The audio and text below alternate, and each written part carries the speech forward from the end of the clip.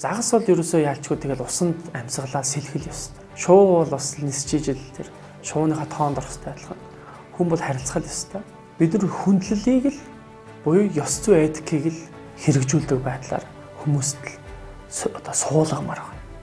Тийм бол бүхий л салбарт харилцаа өөрөө үн цэнтэй утгатай болж эхэлнэ гэсэн үг.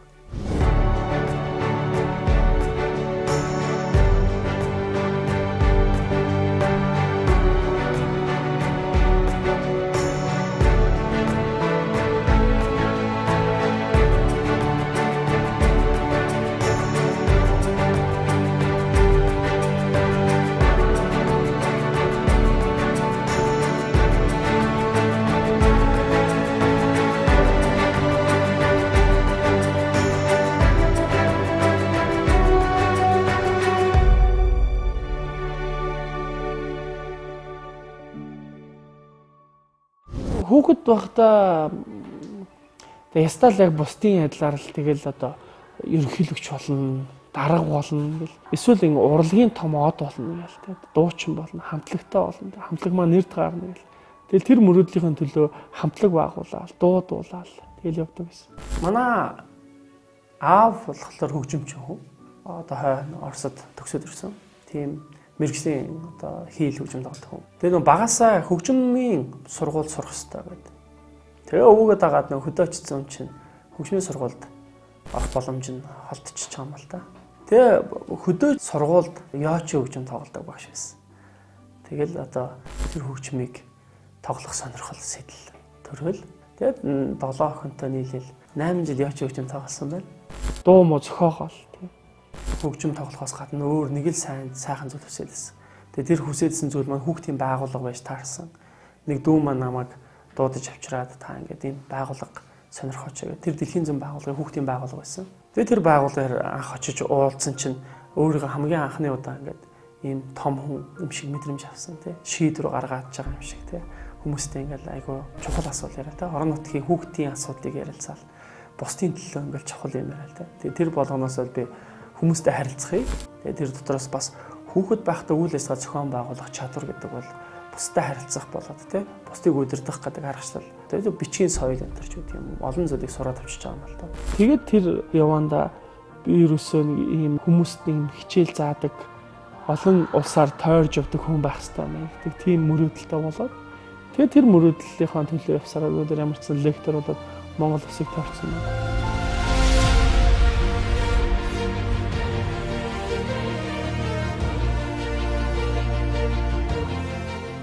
Одоо миний төвлөрж байгаа хэдэн ажиллагаа гэхэлэр үндсэндээ 4 чиглэлийн ажил төвлөрж байна. За нэгдүгüүрт болохоор сургуульд багшилж байна. Бид нар нэг тусгай хувь хүний хөгжлийн хөтөлбөр боловсруулсан. Тэр хөтөлбөрөө сургуулийн хүүхдүүдэд одоо хувь хүний хөгжлийн хичээлүүдийг ордог болсон. Тэрийг хэрэгжүүлж байгаа. Тэгээ багшийн ажил хийж ийнэ гэж ойлгож болно гэсэн. Хоёр дахь ажил болохоор коучинг, лайф коуч гэдэг ажил. Энэ юу гэхээр хувь хүнтэй шууд тулж ажилладаг тийм арга зам гэсэн үг. Тэгэхээр олон нийтэд чиглэсэн лекц сургалт зохион болгосон илүү хүнтэй цуг сууж хагаад асуултын арга зүйдээр одоо хүнийг өөрчлөх өөртөө шинжилэлт хийх тийм алхмуудыг хэлэгдэг энэ аргачлал дээр төвлөрөөд ажиллаж байна.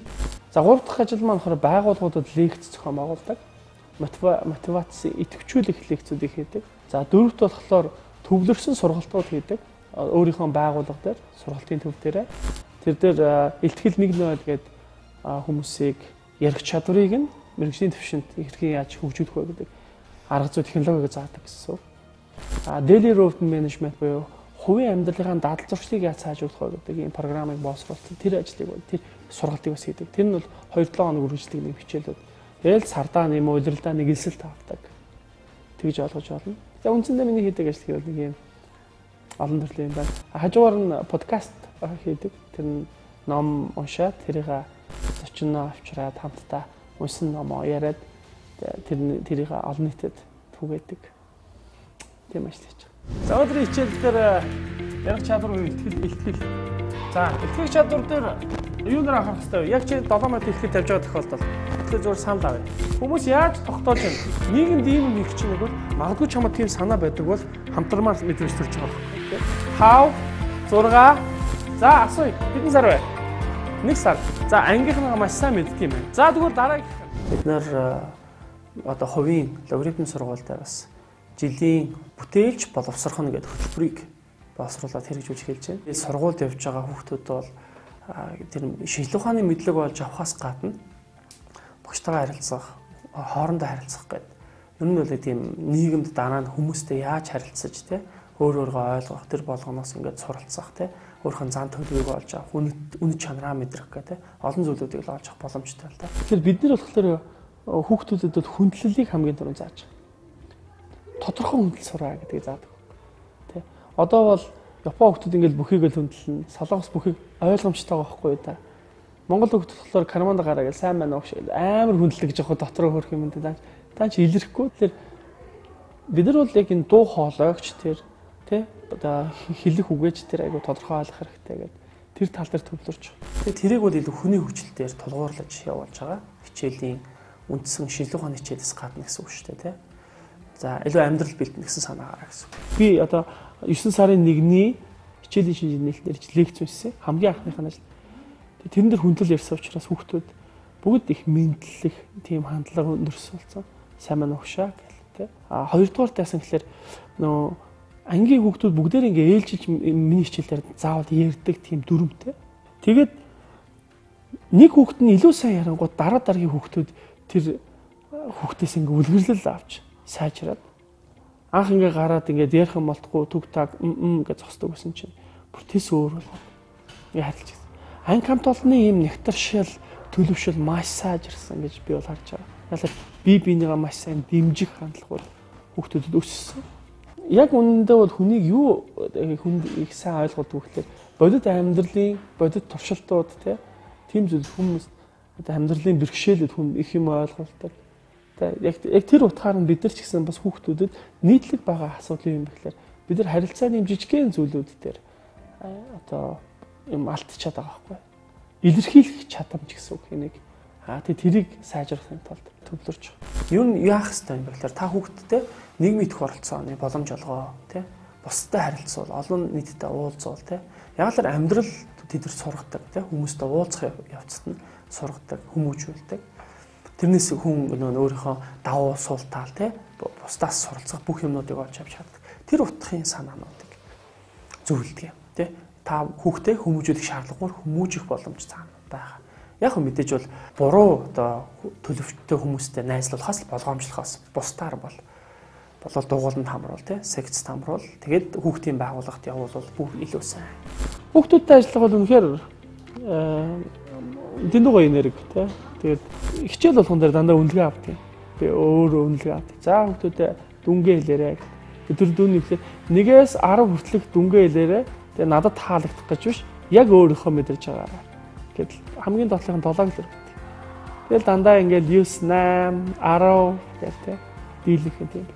Тэгэд энэнгээрээ бид нар буцаад ингээд энэ хичээл сонирхолтой байна уу? Хүүхдүүдийг дурлуулж байна уу те? Тэгээ бас хэрэгтэй юм очиж байна уу гэдгээ хяндаг.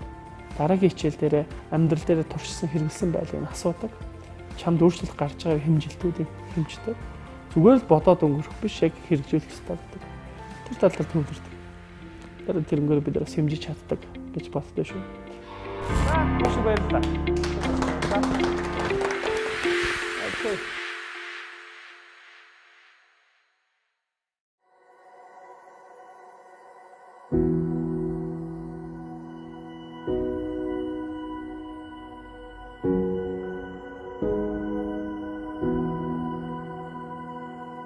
Ер нь бол олон хүнд лекц уншижсэн шүү.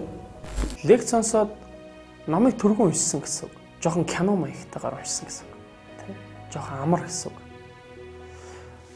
Тэр утгаараа зүгээр та ном болж амжаагүй номтой танилцж байна гэдэг санаа явж байгаа. Хоёрдугаар боловсролын арга хэрэгслийн арга зүйн өөрчлөгдөж байна. Маш энгийнээр хэлвэл дэлхий дээр 4 жилийн боловсролоос татгалзах тухай асуудал яригдж байгаа юм л да. Яагаад? Тэрийг богино хугацаанд яг мэрэгжлийн хүнээс очиод 3 цагийн лекцэн сонсчоход тэр ингээ сунгаал тэр 4 жил болгоод байх шаардлагагүй болж байна гэж үзэж байгаа. Нэгэнт яг юу бүтээх гэдэг юм бэ гэдэг хүмүүс мэдчихэж байгаа учраас тий. Тэгэхээр энэ бол лекцийн ач холбогдол яг бодитойгоор олж харъя гэвэл лекц бол ийм ач холбогдол. Тэгэхдээ миний яг зүгээр уншдаг чиглэл бол мотивац, идэвхжүүлэлтийн лекцүүд байдаг. Байгууллага чиглэсэн богино хугацааны лекцүүд дээр бол яг сэдвүүдийг бол илүү их одоо шинэлэг байдлаар өгөх гэж ирмэлцэж байна. Байгууллага болгонд харилцааны сургалт авах гэдэг тийм. Яг л судалгаа авахлаар хүмүүс харилцааны сургалт гэж хэлждэг юм байна л да. Тэгээд юуны ч харилцааны тухай юм бүүмэд. Тэр одоо магадгүй зүгээр өдөр тутамдаа хүмүүстэй харилцахдаа тэрнээсээ маш их одоо зөрчилд орж байгаа учраас харилцааны сургалт авах гэдэг юм саналууд ирдэг баг л та. Хүмүүс бол ямар нэгэн одоо сэтэл авах шаардлагууд байдаг. Нэг удаа хүний лекцийг сонсчоод за болсон. Тэгээ би нэг сонссон юм чинь гэдэг бол өөрчлөлт маш бага. Тэр хүн бол ингээд сонссон, дахиад сонсно. Амьдралынхаа нэг хэсэг болгож болно шүү дээ. Тэгээ бид нар сонслоо гэд буруудах юм байхгүй шүү дээ. Одоо бол аудио номнууд ч гарцсан байна, тий.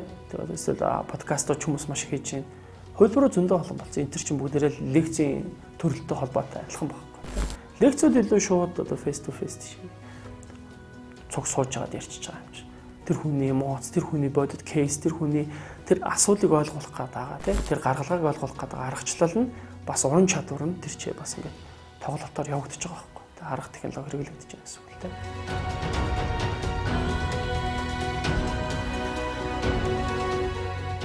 Яг ингээл ямар ч өнцгөөс нь харилцааны талаар зааж болдог маш олон аргачлал байна. Зүгээр бид нар ер нь яг юу ойлгож авах хэрэгтэй юм бэ гэхээр бид нар хүндлэлийг л буюу ёс зүй этикийг л эхний ээлжинд одоо даалд ухамсар байдлаар нь тэр өөрөө ойлгохгүй ч гэсэн хэрэгжүүлдэг байдлаар хүмүүст л одоо суулгамаар байна. Тийм бол бүхий л салбарт харилцаа өөрөө үнцэнтэй утгатай болж эхэлдэг гэсэн үг. Зөвхөн шинжилгээ ухааны тайлбараас талаас нь харахад бол introvert, extrovert буюу тэр дотгошоо чиглэсэн хүн, гадагшаа чиглэсэн хүн гэдэг тийм хоёр төлөвт тодорхойлж байгаа юм л да. Тэрний яг үгээр илүү их чимээгүй, тэ ганцаараа байх дуртай, тэрний их аз жаргалтай. Тийм хүмүүс бол introvert хүмүүс. Тэгэхээр заавал ингээл олонтой харилцаал, хөгжилтэй байгаал, хүн болгонтэй ярьж чадаад байдаг нь бүгд л тийм байх хэрэгтэй юм уу? Үгүй гэж тарж байгаа байхгүй тий. Тэр хүмүүст онцлогоос хамаарж байна тий. Тэгэхээр дотгошоо чиглэсэн тэр хүмүүс бол маш олон тал дээр амжилт гаргасан хүмүүс байдаг байхгүй. Одоо шинжилгээ ухааны салбарт ч тэр тий, бизнесийн салбарт ч тэр. Гадагшаа чиглэсэн чадвартай хүмүүс ч гэсэн одоо тэрийг ингээд чимээгүй суугаад тий ганцаараа бай гэхэд тэр хүнд тохирохгүй шүү дээ. Тэгэхээр нөгөө талаараа зүгээр бид нар бол эмоцийн буюу emotional тарихаар шууд юмд хандж байгаа. Уурлах юм уу? Баярлах, догтлох. Тэр ингээд бодис ялгараад тий тарихнаас тэгээд ингээд тарах бит тарахад тарихынд очиж нөлөөлчихөнгөт л бид нар энэ их сайн хүн гэдэг тий шууд үнэлжтэй. Эсвэл ингээд догтлоод юм яриад эхэлдэг тий. Эмоцныхын шин чанарын тэрийг их бодит үйлдэл рүүгээ шууд одоо үйлдэл болгочоод байдаг. Анализ тарихаар ажиллуулж сурах их хэрэгтэй байна. Өөдөр жоохон бүрхэг л байх юм бол хүмүүсийн царайг тэгэл харъя л да. Тэ эмоц тарихтай хүмүүс л байхгүй. Яг тэгэхээр тэнгэрээс л хамааралтай шүү дээ. Тарих нүдтэй бодол нь онцгой өтрөөс яг баяжтай цайны өдрөө тий. Тэг учраас гэл тий. Өдөр нэг л онцгой өдөр байх чинь гэл ганц удаагийн маргалдаанд орцсон бол дараагийн хүмүүс тэрийг халдаагаад яваад байдаг ч юм уу тий. Тэр нөлөөлөлд автаад. Анализ тарих бол шал өөр төвшөнд харна шүү дээ. Яагаад гэвэл тий өнөөдөр би ямар одоо юу төлөвлөх ёстой тий энд дуурлах ёстой ёсгүй юу тий. Тэгэхээр тэр бол ингээд ажлууд сурах л ёстой л гэж юм да. Тэр аргачлал хүн болгонд байгаа гэсэн үг л тий. Тэрийг л ярьж байгаа. Тэгэхээр энэ бол ийм сургалтууд чамрагдах тий ийм сургуулаас ч гэсэн энэ боловсролыг хүнд заавал олгох ёстой юм л да.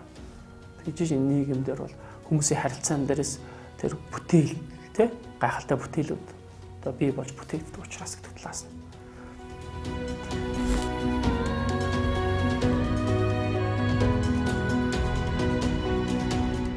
Яг энд бол үг гэдэг бол дангаараа бол юу ч биш л дээ.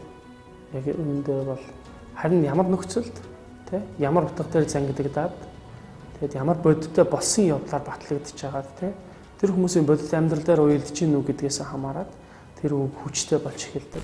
Зүгээр л энгийн нэг үлгэр.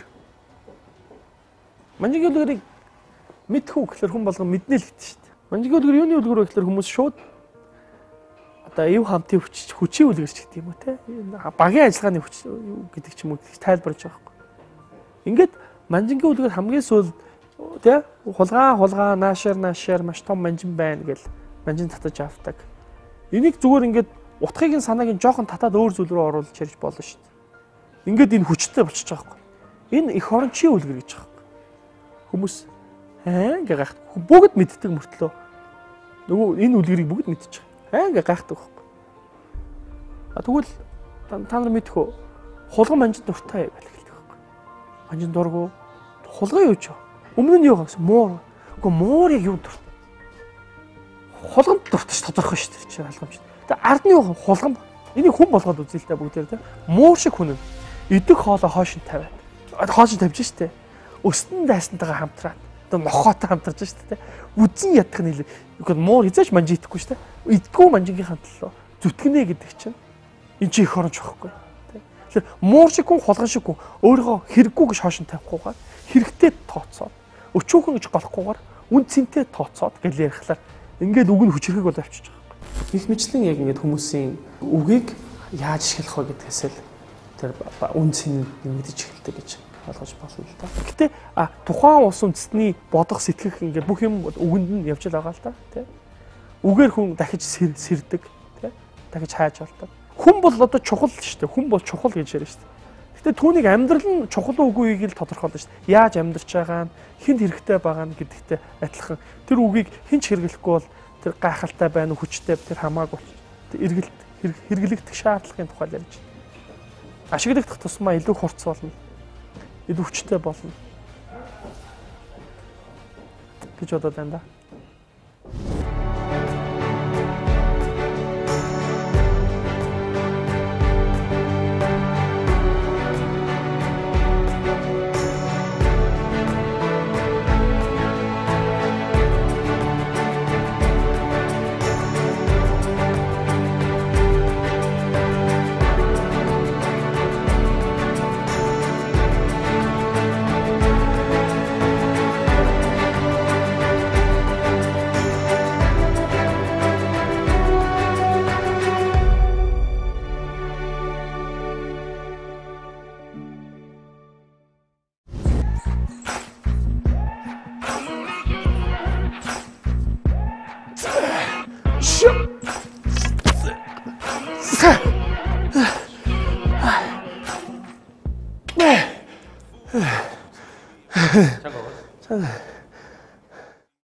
Өнгөрсөн нэг 8 сард бахан хөдөөгөр сургалтын ажиллаар явсан. Тэгэл зураг харсан чи амар нүсээ зураг. Ус орой өнтер идэл ирсэн. Хөдөө явахлаар чи бидний ажил ихлээр жоохон замраг иддэг байхгүй. Одоо яг өнөөдрийн бичлэг хийхдээ өнгөрсөн 1 жилийн өмнө 9 сард тийм үү.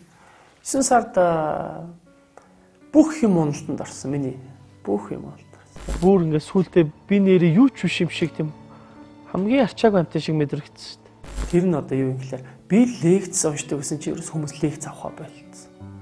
Тэгэхээр чинь л өрөнд орно шүү дээ. Ганц хийдэг ажил юм чи. Тэгээ хоёрдугаарт гэр бүлээс ингээд жоохон тааламжгүй харилцаанууд үсэл маргаан нэмэгдээл. Тэгээ гуравдугаарт найз нөхөд нэг тийм одоо хол хөндөй болсон юм шиг. Тусалцаа авахгүй нэг тийм болохгүй ч байгаа юм шиг. Өглөө босоод тэгэл яг явах юм байхгүй. Очоод ингээд хийх юм байхгүй. Очихлоор хийж чадахгүй. Ингээл юу хийхийг гэдэг мэдэхгүй. Тэгэл очоод нойр хүрнэ. Нэг газар ирэл, ажил дээр ирэл. Тэгэл 10 цаг хүртэл унтаал. Гэртээ л байгаад байна. Тэгсэн мөртлөө худлаа ярьж магадгүй юмд яваад байгаа ч юм шиг. Би ажилдаа гээл очиж яваад намайг хинч сургалтаар авахгүй. Хинч надтай хамтрахгүй тий.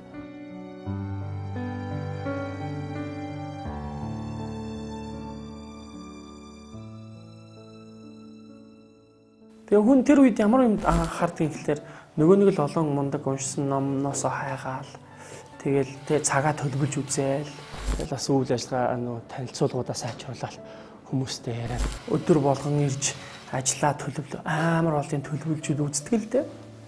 Өөрчлөлт байхгүй. Юу өөрчлөлт гардаг юм байл. Мэдээж нөгөө нэг өөр хүүхдтэй би айгүй буруу үлгэр дуурайл харуулж байгаа юм шиг санагдаж байгаа юм чи тий хүүхдүүдтэй. Аав нэг октоодтайг ингээ харахад нэг сайхан ирч хүчтэй харагдчих юмсан гэж их бодсон. Гоё ирүүл ятчил.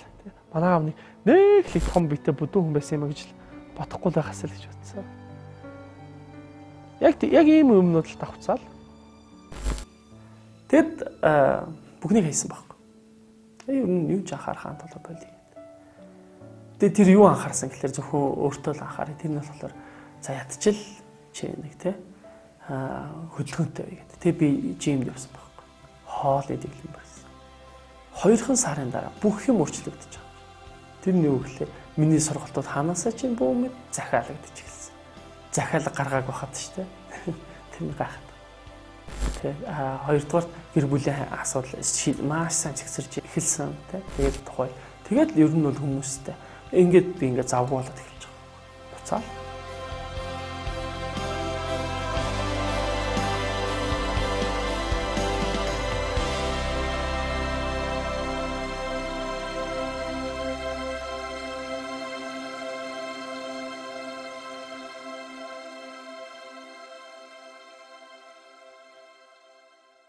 Энэ олон төхөөрөмжөж харахлаар хүн чинь шууд аль дээр нь чамаагүй очил юм хийгээд амар санагдтыг анх орж ирэл.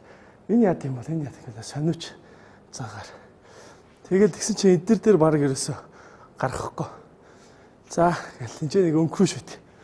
Өнгөрөө сон баг гэртээ ээж болох юм биш үү гэвэл гүйлгээл тэр нэг цан хэлгээл. Би хизээ эдэрийг хийх ингээл энэ минь чинь бол гоё харагдаад ирсэн. Тэгэд амар. Тэг би дараа нэг өргөд үтсэн чинь явахгүй юм чи. Нэг чи ангоотой юм чи. Гой. Жигэн турхаа залуу хурж ирэл. Амар хийгээл. Тэгэл би нэг хошин шиг одоо санаад ороод идэв. Тэр болохоор онон аглуу тэр хоёр эмэгтэй ихтэй болцсон нөхрөөрөө баацдаг тийм нэг хошин шиг үзчихсэн. Тэгээ бархууг танаа чи ажиллаар орсон уу гэдээ бархууг асуусан. Оруулаад тэгээд ингээ хулгайгаа гарчд баригдаа гарцсан. Санаа зовмоор байлсан. Тэрийг ярьж яах гэдэг юм. Наа чи хямны цэхэд ажиллаа, хям хулгаалаад тэгээ баригдаа гарсан гэдэг тэр хошин шиг санаанд. Тэ уг нь нэг амхандаа нэг л хям хулгаасан. Тэгсэн тэгээ хяма бараг гэсэн чи ардаас 23 хям ингээ дагааг өссөн гэх тээ. Хям бол холбоотой байдаг шүү дээ. Яг түүнтэй адилханаар энэ хүн нэг сайн өөрчлөлт гаргахлаар олон сайн өөрчлөлтүүд дагдсан байна гэдгийг л анзаараад байгаа байхгүй юу. Ерөөсөө жоох эрүүл болол ихэлсэн чинь л ажил сайжраал, гэр бүлийн харилцаа сайжраал, тэгэл өглөө сэрхэнд сайжраал, тий? Тэгэл одоо улам цааш нь хийж бүтээх хүсэл эрмэлзэл нь ингээл улам бадраал, тий? Ингээд эхэлдэг юм байна гэдгийг л анзаарсан. Би нэг л зүйл ойлгосон. Хүмүүстэй харилцах л хэрэгтэй юм болов гэж бодож байна л доо. Би хаана байгаагаа мэдхийн тулд эсвэл аялаад үзэх хэрэгтэй юм болов. Ингээл өнцгөө хайх хэрэгтэй юм бэл. Ер нь ингээд сүүлд нэг анзаараад хахад жоохон ингээд шуналгүй болох хэрэгтэй юм шиг л санагдсан. Шуналгүй болох гэдэг. Тэгээд тэр шуналгүй болгоход хамгийн сайн багш бол зовлонгийн багш юм байна гэж боддог юм л да. Тэ. Фитнес тэрэл ингээд өөрийгөө ялан гарна нэтэр гэдэг байгаа нэг амарч сүрхий сонсогдоод боловч өндөө бол ингээд энийг хийж яхад багдрын зовдөг байхгүй. Хэцүү. Тэр зовлон маш их зүйлийг өгдөг юм шиг санагддаг. Гэж жоохон өвдөлт мөвдөлт энэ төр. Айгүйх юм бодволдог юм болов. Тэгэд энэ яг фитнес хийж байгаа нодлонгоос эхлээд би турж байгаа шүү гэж нэг олон сүр бадруулаагүй юм ярихгүйгээр тэгэл өөрчлөлтийн гутаа за ямар ч ингэж өөрчлөгдөж болд юм байна. Facebook дээр зураг оруулаад тавьсан чил хүмүүс надтай энэ өөрийгөө өөрчилсөн юм чинь намайг бас өөрчилж чадах байх гэдэг зорилгоор хүмүүс коучинг их авч эхэлсэн байхгүй. Надаас коучинг авъя. Би ингээд миний ажил архи үзэхгүй болчихлоо. Эсвэл би ингээд цагаа буруу төлөвлөөд энэ тайм менежмент алга. Аль амар сүрхий марж арж ирнэ. Зарим бүр одоо би ингээм амар стресст чинь бүр би сэтгэл зүйч юм шиг те тэгэж орж ир. Тэнгууд би өглөөд тосч гэж асуудаг. Тэдтгэл орой хэд донтч тэдтгэл ер нь ингээд юу яадаг юм уу гэд ямар хөө юм хоолунд идэж байна. Шал өөр юм асуугаад хөдөлгөөн байна уу чамд гэл те. Бараг байхгүй шүү дээ. Адил хоёулаа нэг хөнгөн юмнаас эхлэе гэл. Зөвлөгөө мөн. За нэг 7 хоног нэг орой нэг 6-аас хойш нэг юм идэхгүй байхад нэг үзүүл яаж яа. Тэгэл нэг хэцүү биш. Тэг нөгөөж гайх шүү дээ. Бүр бороо хүн дээр ирчүүч гэж боддог гэж байгаа юм чинь. Над бүр сүлд тэгж ирчихсэн юм чинь. Тэгэл Тэгэл амар алхам алхмаар маш бага багаар ингээд би тэр хүмүүс рүү нэвтэрдэг. Тэгээ нөгөө өөрчлөлтөө мэдэрч байгаа юм чи. Би анх одоо юу дээр хин дээр ирч вэ гэж бодож исэн чинь тэгэл ингээд бүх юм өөрчлөгдөд эхэлсэн шүү дээ. Санамсаргүй тийм юмнаас эхэлнэ дээ. Тэг хүний бодоогүй юмнаас нь эхэлдэг. Арга нь бол тийм л гэдэг юм дөө. Судлаад хүмүүс үзэх юм бол коуч бол одоо гадны улс оронд бол маш их байгаа. Сая Син гэд Google-ийн кино санаж байна уу? Тэ нөгөө бүх амт дуулдаг тийм Google-ийн кино. Тэр Google-ийн кинон дээр тэр одоо хонь найз нь нөгөө колабаугийн гол эзэн дүр шүү дээ. Тэрний найз нэг хонь, тэрний их чинь их баян тэрнтэй уулзсан шүү дээ. Тэр хоёрын нэг ярилцлаган дээр гардаг юм та нар сонсоор орчуулгатай доор нь сабтайтлыг нь хөртлөөсээрэй. Тэгсэн тэгж байгаа нөгөө колабаугууд чи ингэдэг юу гэдэг танаа нөгөө баян хатам гिच чи яаж юу хийж ингэ асуусан чи. Мэдгүй намайг юу яасан шүү дээ. Надад нэг коуч авч өгч байгаа шүү дээ. Тэр нь миний амьдралын зорилго үнэт зүйлийг тодорхойлж эхлэх юм шиг л байлээ гэж байгаа.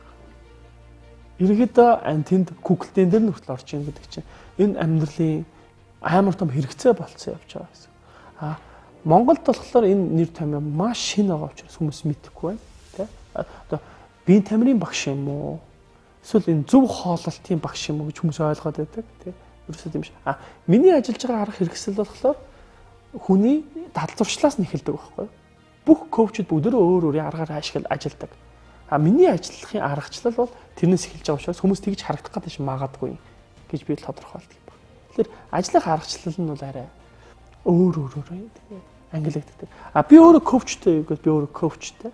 Би Финлянд одоо коучнаас анхны коучинг яаж хийх вэ гэдэг арга зүгээ авсан. Хамгийн анхны үйлчлүүлэгчийнхаа дараа авсан л да. Тэгээд би өөрийнхөө хэрэгжүүлсэн арга зөв байсан уу гэдгийг судлаад үзсэн. Би 80% та гүйцэтгэлийн ажил хийсэн байлээ. Одоо бол би ямар асуултууд болох, ямар асуултууд болохгүй тийм.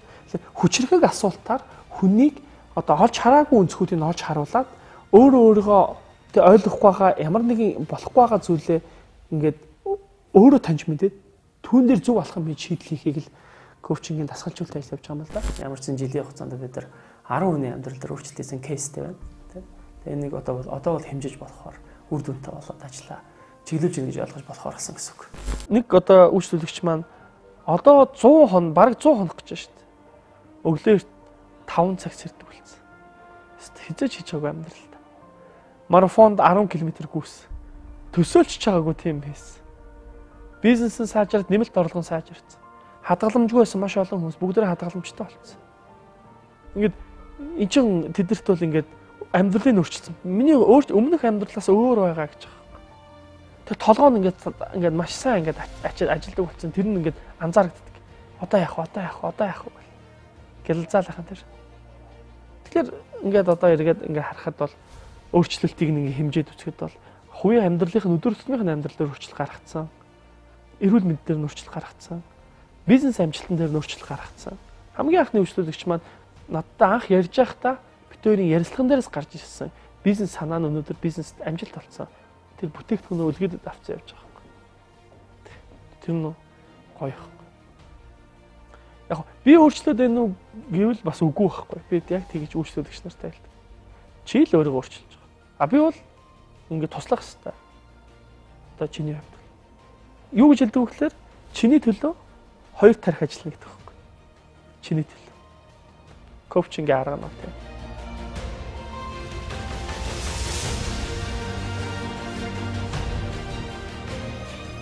Хүн өөртөө цаг гаргах юм бол бүх зүйл өөрчлөгдөнө. Яг л гарц нь өөрт нь л байгаа юм л та. Одоо хүмүүс стресстэй байна гэж байна. Зөв инженеэр тайлбарлаад. Стресстэй байна тий. Хин стресстэй байгаа. Чи л стресстэй байгаа байхгүй юу? Тий. Тэнгууд нийгмээс хамаарч стресстэй байна гэдэг. Маргааш шиг нийгмийг энэ өөрчлөе. Тэр хэрүүлэх нь болиулээ тий. Телевизээр ийм стресстэй мэдээлэл явуулахыг хориглоё гэж чадахгүй шүү дээ. Тэр өөртөө менеж шүү дээ. Удирдлага өөртөө аавна гэсэн. Тэр өөрийгөө өөрчлөх хэрэгтэй л байгаа юм да. Хүмүүс ингээд юмыг хүлээж авч байгаа фильтр нь одоо сайнаар авч гинэ үү, муугаар авч гинэ үү гэдэг дээрээ хүртэл ажиллах хэрэгтэй. Тэр болгоо юунаас хамаарч байгаа. Тэгээ амьдралын хэмнэлээс хамаарат байна л да. Би одоо шууд хүмүүст одоо сүлээд лекцэн дээр төвлөрч зөвлөдөг зүйл турах хэрэгтэй. Тэ? Энэ хамаардаг асуудал. Хоёр дахь нь хоолны дэглэм, хөдөлгөөн, ном унших. Энийг нь бол Амьдралын хамгийн чухал цикл. Энийг л одоо чи хэрвээ алдах юм бол бүтээмж шууд норно, бүх амжилтууд норно. Тэгээ чи мөрөөдөж байгаа зүйлээсэж хэдэн сая бээр хол очис шидэгдэнэ гэж үзэж байгаа юм. Одоо бид нар нэг тийм дүрд орчод байгаа юм болов уу гэж бас хайгаад идэв шнэ. Нэг хэлбэр те гой тий унаад хэрэгтэй ч юм уу те. Эсвэл гой хувцс хэрэглэлтэй ч юм уу те. Гар утсан лаг байх хэрэгтэй ч юм. Ингээд хүмүүс нэг тийм төөрөгдөлд орчод байгаа юм болов уу. Тэрэндээ ингээд баригдсан. Гэтэ карманых нь санхүү нь айгүй хүнд тий. Яг бодит байдал нь айгүй хүнд. Цаад амьдрал нь. Тэгээ наана болохоор тэгэл найз нартайгаа тэгэл юм аваад тэгээ хоолнд орчил тансгэлж ил тэгэл за нэр хүндээ ботыг хэлж гэдэг юм уу тий. Нэг тийм нэр хүнд гэдэг нэг юм хиймэл зүйлээр өөрийгөө ингээд бодит байдлаа устгаад байдаг. Тэгж яг жоохон анзаардаг шүү дээ. Би бол одоо тэгээд одоо ичгээ болсон дээр юм байна гэж өөртөө яг тэр үдэг л гарсан. Магадгүй зүр хинч биш л ингээ байх юм бол чи хинч биш л байх юм бол чамаас маш их зүйл гарчиж магадгүй гэж би өөрийгөө анзаардаг байхгүй. Хин нэгэн байгаад эхлэхлээр л тэр хайрцаглагдаал хийх бүтээж байгаа юмнаас хойш ухраал тэр эсвэл үгүйсгээл бусдаа атаачтай нэр хүнд хөөцөлтөөл тий. Хин нэгэн байх гээд байгаа учраас ч гэдэм үү тий. Хэлбэр хөгөөл дүрс хэл ч юм уу тий. Бич болцсохгүй учраас хинч биш байхыг л ирмэлцдэг. Тийм учраас зөрөгтэй байх хэрэгтэй. Юунд зөрөгтэй байх вэ гэхлээр хийж чадахгүй зүйлийнхаа төлөө гэхээсээ илүү өөрийгөө өөрчлөхдөө өөрийгөө хинч биш байлгахдаа зөрөгтэй байх гэж хэлдэг. Өөрийгөө хинч биш байлгах.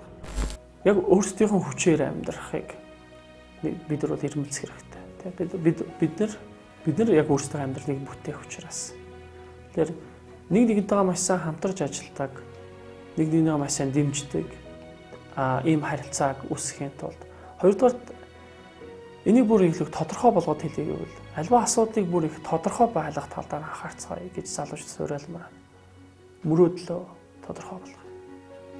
Яг мөрөөдлөө тодорхойлох. Ерөнхийдөө сайхан амьдрах бол мөрөөдөл биш. Тэ? Ерөнхийдөө ирээдүйд амжилтанд хүрэх мөрөөдөл биш. Бид нар ч мөрөөдөл биш шүү дээ. Яг тодорхой. Яг чи яг юу бүтээх гээд байгаа. Яг юу хийх гээд байгаа. Тэ? Гэдэг зүйлийг л тодорхой байдлыг хүсэж байна гэсэн. Бид маш ерөнхий байдлаар амьдарч байна л да. Аз жаргалтай амьдрал, бүү мэд тэр нь. Ирээдүйд сайхан амьдрал, бүү мэд тэр нь. Ирээдүйд том дарга болно. Бүү мэд юу яах гээд байгаа бүү мэд тэ. Тэгэхээр ерөнхий амьдралын ярианасаа татгалзаад бүгд яг өөрийнхөө амьдралыг тодорхой болгоцгоё гэдэг зүйлийг уриалмаар тэ. Эхний хэлж. Ер нь бүгдээрээ тодорхой байцгаая. Альва асуудал дээр. Ингээд эхлэх юм бол бидний дараагийн гарцууд гараад ирнэ. Тэ. Бүх зүйлээ хариулт. Тэгж жаад болно доо гэх юм бол тэгж жаад хийж болохгүй шүү дээ. Яг юу хийж тийм болох юм гэдэг тэ. Тийм болох юм уу гэж ярьж байгаа гэсэн. Энэ дээрээс нэг одоо нэмээд хүсэх зүйл бол тийм бүгдээрээ нэг тийм хүндлэлийг л маш сайн хэрэгжүүлцгээе гэж уриалах юм уу та. Хүндлэл гэдгийг бас тодорхой байлгахыг хүсэж байгаа шүү. Ерөнхийд нь хүндлэг биш. Эсвэл дотор хүндлэг биш. Яг илэрхийлж дууныхаа өнгөөр, биеийнхаа хэлэмжээр харагдах байдлаараа нүднийхээ одоо харцаар яг хүндэлж сурах. Зовж исэн ч гэсэн, хэцүү байсан ч гэсэн. Тийм л зүйлийн л уриалъя. Шунлгүй амьдралыг уриалъя, ямар нэгэн шунлгүй бас хинч биш байхыг хичээгээрэй. Тэгэх юм бол бас чи өөрөөсөө маш олон зүйлийг одоо магадгүй наа чи олж харах байхаа гэж бодож байна. Уриалж байна.